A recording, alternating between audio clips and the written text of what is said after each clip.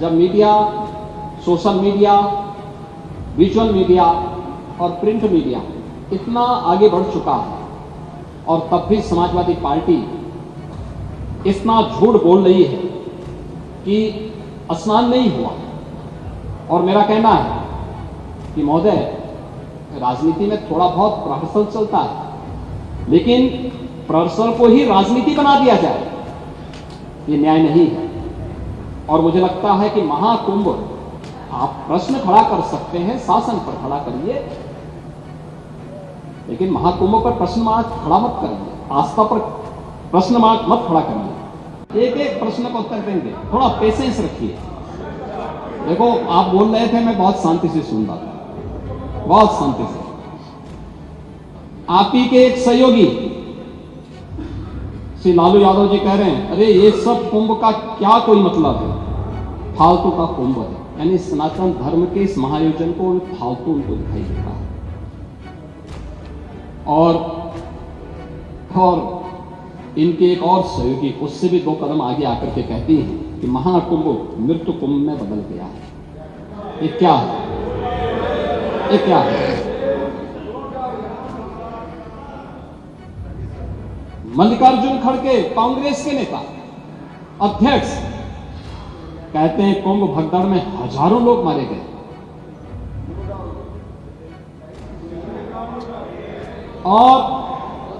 और जया बच्चन क्या कहती हैं? ये समाजवादी पार्टी की नेत्री है। इस देश में अभी सबसे बड़ा मुद्दा महाकुंभ भगदड़ की घटना है। उन मृतकों की सही संख्या बतानी चाहिए और जनता को सफाई देनी चाहिए। उन्होंने आगे क्या बात कही? उन्होंने कहा व्यवस्थाएं आम आदमी के लिए नहीं बल्कि वीआईपी के लिए थी। शवों को गंगा में बहा दिया गया, इससे पानी प्रदूषित हुआ है। यही पानी लोगों तक पहुंच रहा है। ये इस प्रकार के गैर जिम्मेदाराना बयान समाजवादी पार्टी, कांग्रेस, आरजेडी और टीएमसी के नेताओं के द्वारा सनातन धर्म के जुड़े हुए सबसे बड़े आयोजन के प्रति दिए गए। महोदय, मैं ये जानना चाहता हूं कि क्या सनातन धर्म का अनुयायी बनना या सनातन धर्म के किसी आयोजन को भव्यता के साथ करना क्या कोई अपराध है? उस आयोजन को उन सीमाओं के साथ, उस आस्था को सम्मान देकर आगे बढ़ाना क्या कोई अपराध है? और अगर अपराध है तो हमारी सरकार इस अपराध को कर रही है और आगे बढ़ेगी। मेरा ये मानना है कि महान कार्य को 3 अवस्थाओं से गुजरना पड़ता है। याद रखना, उपहास से, विरोध से और अंततः स्वीकृति से। और स्वीकृति का इससे बड़ा प्रमाण क्या हो सकता है कि समाजवादी पार्टी के राष्ट्रीय अध्यक्ष भी जो शुरू से विरोध कर रहे थे, अंततः चुपचाप जाकर के डुबकी लगाए। नेता प्रतिपक्ष भी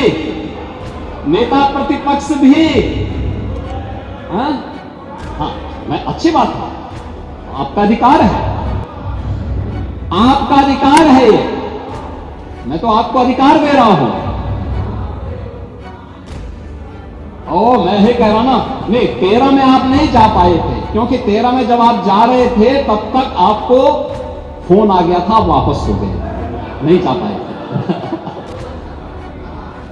नहीं जा पाए, आप वापस आ गए थे। लेकिन इस बार आप गए थे, मुझे अच्छा लगा, आपने उत्तर प्रदेश सरकार की व्यवस्था की सराहना की और आपने मुझे प्रत्यक्ष नहीं लेकिन स्पीकर साहब को धन्यवाद दिया कि अच्छी व्यवस्था।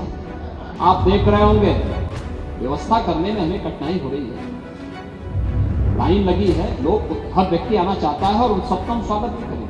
हम व्यवस्था ही दे रहे हैं, हर प्रकार का प्रयास कर रहे हैं अपने स्तर पर, लेकिन आप दूसरों को उपदेश दे रहे हैं लेकिन चुपचाप स्नान करके चले आ रहे हैं। ये बड़ी विडंबना वाली स्थिति है। और अच्छा होता पूरे समाजवादी परिवार को लेके गए होते, आगे पीछे चच्चों को भी लेके चले गए होते, तो कम से कम 2013 में तो मैं उनकी मजबूरी मान सकता था, कम से कम 2025 में तो करवा करके पुणे के भागीदार बना देते, लेकिन आपने आज भी उनको पुणे का भागीदार बनने से वंचित कर। महोदय, वीआईपी कल्चर की बात वो करते हैं जो मुंह पे चांदी का चम्मच लेकर के ही पैदा हुए, जीवन भर जिन्होंने वीआईपी सुविधा ली, अगर थोड़ी सी वीआईपी सुविधा इधर उधर नहीं कि जमीन आसमान को एक कर लेते हैं। वे प्रयागराज महाकुंभ में वीआईपी कल्चर अगर कुंभ में होता तो मुझे बताइए 56 करोड़ लोग इन 38 दिनों में, इन 37 दिनों में, 38 दिनों में क्या त्रिवेणी में आस्था की पावन डुबकी लगा पाते? आज के समय में जब media, social media, visual media और प्रिंट मीडिया इतना आगे बढ़ चुका है और तब भी समाजवादी पार्टी इतना झूठ बोल रही है कि स्नान नहीं हुआ। और मेरा कहना है कि महोदय, राजनीति में थोड़ा बहुत प्रहसन चलता है, लेकिन प्रहसन को ही राजनीति बना दिया जाए, ये न्याय नहीं है। और मुझे लगता है कि महाकुंभ, आप प्रश्न खड़ा कर सकते हैं, शासन पर खड़ा करिए, लेकिन महाकुंभ पर प्रश्न मार्क खड़ा मत करिए, आस्था पर प्रश्न मार्क मत खड़ा करिए। बंगाल कंसल्टेंट ने एक खास सुविधा शुरू की है जो आपको अपोलो हॉस्पिटल और Asian institute of nephrology and neurology तक आसानी से पहुंचने में मदद करेगी। यहाँ आपको मिलेंगे कई तरह की मेडिकल सर्विसेज जैसे डॉक्टर अपॉइंटमेंट्स, एयरपोर्ट और रेलवे स्टेशन से पिक एंड ड्रॉप फैसिलिटी और स्मूथ व्हीलिंग प्रोसेस। इनका कोऑर्डिनेशन टीम आपकी मदद के लिए हमेशा तैयार है, जो कि हिंदी, बंगाली एंड इंग्लिश में बात कर सकती हैं, ताकि आपको कोई दिक्कत ना हो। आपको रहने के लिए बेहतर जगह और गाइडेंस की भी बिना किसी रजिस्ट्रेशन फीस के मिलेगा। अगर आपको चेन्नई के अपोलो हॉस्पिटल या AINU में cardiology, neurology, nephrology, orthopaedics, liver transplant, kidney transplant या रोबोटिक सर्जरी जैसी ट्रीटमेंट्स लेनी है तो देर किस बात की, अभी कॉल करिए बंगाल कंसल्टेंट को। उनका मोबाइल नंबर है 9147359708। आप अपने ट्रीटमेंट डिटेल्स भी इस नंबर पर भेज सकते हैं। इस मौके का लुत्फ उठाएं और अपने स्वास्थ्य का ख्याल रखें।